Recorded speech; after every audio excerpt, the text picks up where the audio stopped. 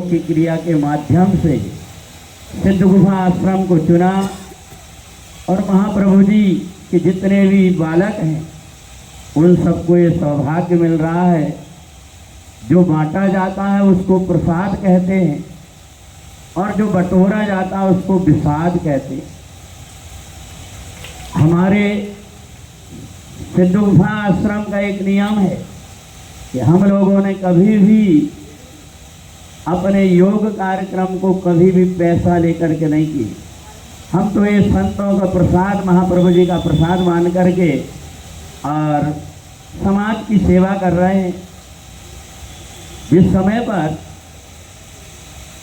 हमारे मन के अंदर इच्छा हुई थी कि संसार में आकर के और सांसारिक जीवन जीने से अच्छा है कि परमात्मा की आराधना करें, तो हमारे छिंदवाड़ा में पुलिस लाइन में एक पंडित जी रहते थे। उनके एक भाई हैं जिनको पोथीराम कहते थे। वही बाद में जाकर के जगतगुरु शंकराचार्य स्वामी स्वरूपानंद जी बने।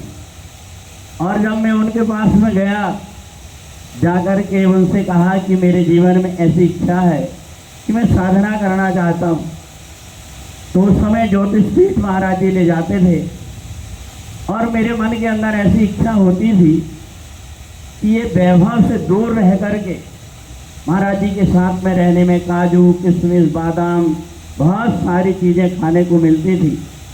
परंतु रात में बैठ कर के जब मैं सोचता था कि ये जीवन से इससे कोई अंतर नहीं आया संसार में रह कर के और वैराग्य का जीवन से, तो मैंने महाराज जी से आज्ञा लेकर के और इसी तेलन खेड़ी में हनुमान जी महाराज की शरण में आकर के प्रार्थना किया कि जीवन में ऐसा कोई मार्गदर्शक मेरे को मिल जाए जिससे कि मैं अपने जीवन को समर्पित करके परमात्मा की भक्ति करूं। और ऐसा सौभाग्य इसी नागपुर से ही मेरे को प्राप्त हुआ, जहां महाप्रभु जी ने अपनी कृपा के माध्यम से और गुरुदेव जी से जोड़ करके और मेरे जीवन को धन्य किया। इसलिए मैं आपसे यही कहूँगा कि हमारा ये योग का जो प्रशिक्षण है